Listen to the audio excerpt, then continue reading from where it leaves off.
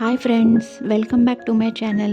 A kind request to like and share my videos, and if you haven't yet subscribed to my channel, please do it now to get notified for the new upcoming videos. So without wasting any time, let's get started. Hi, this is Bhairavi Birade. हम सभी दो भेड़ियों की कहानी को जानते हैं जो पीढ़ी दर पीढ़ी सुनाई जाती आ रही है। आज आइए इस पुरानी कहानी में गहराई से उतरे और इससे सीखने की कोशिश करते हैं। एक ठंडी सर्दी की रात में एक बूढ़े दादाजी अपने पोते के साथ अलाव के पास बैठे थे। यह उनकी रोज की दिनचर्या थी। रात के खाने के बाद दादाजी सोने से पहले एक नई कहानी सुनाते थे। हमेशा की तरह बच्चा उत्साहित और उत्सुक था यह जानने के लिए कि आज दादाजी कौन सी कहानी सुनाने वाले हैं। वो आराम से बैठे और बच्चे ने दादाजी से कहानी शुरू करने की विनती की। अलाव की लपेटों को निहारते हुए दादाजी ने कहा, हर इंसान के दिल में दो भेड़िया रहते हैं। एक है अंधकार का भेड़िया जो क्रोध, डर, संदेह, लालच और वासना से भरा हुआ है। दूसरा है प्रकाश का भेड़िया जो रोशनी, खुशी, आशा और प्रेम से भरा हुआ है। ये भेड़िए हमेशा लड़ाई में लगे रहते हैं, लेकिन वे एक दूसरे के दुश्मन नहीं है बल्कि हमारे साथी है। जिस भेड़ियों को हम खिलाते हैं वही जीतता है। बच्चे की आंखें चमक उठी, जैसे कि उसे भेड़ियों की बात समझ आ गई हो, लेकिन वह थोड़ा उलझ गया और पूछा, दादाजी हम कैसे समझे कि हमें किस भेड़िए को चुनना चाहिए? दादाजी ने मुस्कुराते हुए कहा, हर दिन लगभग हर परिस्थिति में हमारे सामने दो विकल्प होते हैं। हमें हमेशा क्रोध के बजाय प्रेम, अंधकार के बजाय प्रकाश और डर के बजाय आशा को चुनना चाहिए। यदि हम अपने जीवन की यात्रा में जीतना चाहते हैं, शांति से रहना चाहते हैं और खुश रहना चाहते हैं, तो हमें प्रकाश के भेड़िए को खिलाना चाहिए। दादाजी की कहानी ख़त्म होते ही बच्चा मुस्कुराया और अलाव की गर्माहट में सुकून से बैठ गया।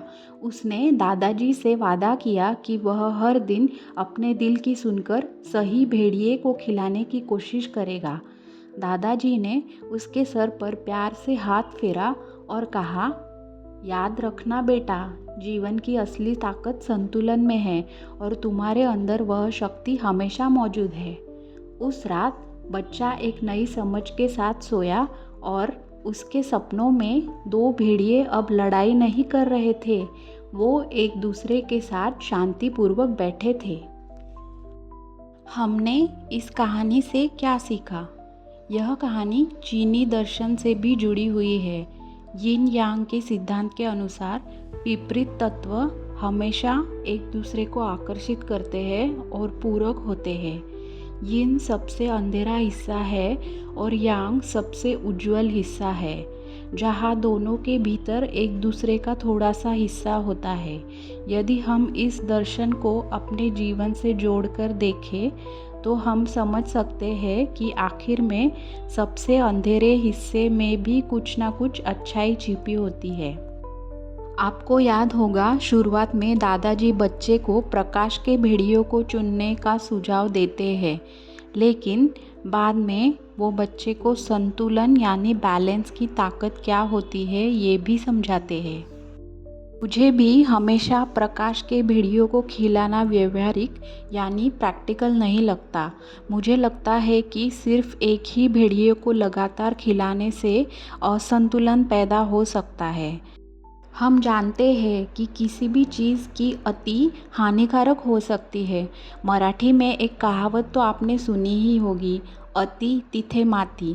इसलिए मुझे लगता है कि हमें दोनों के बीच संतुलन बनाने की कोशिश करनी चाहिए। जब भी हमें विकल्पों का सामना करना पड़े तो हमें बुद्धिमत्ता और समझदारी से यह तय करना चाहिए कि स्थिति के अनुसार किस भेड़िए को खिलाना है, और यह तभी संभव है जब हम सकारात्मक मानसिकता को बढ़ावा दें।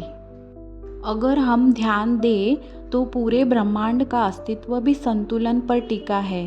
कभी गौर किया है कि कैसे सूरज और चांद एक दूसरे के पूरक होते हुए भी 24 घंटे का संतुलन बनाए रखते हैं? Thank you for listening till here. Bye. Bye.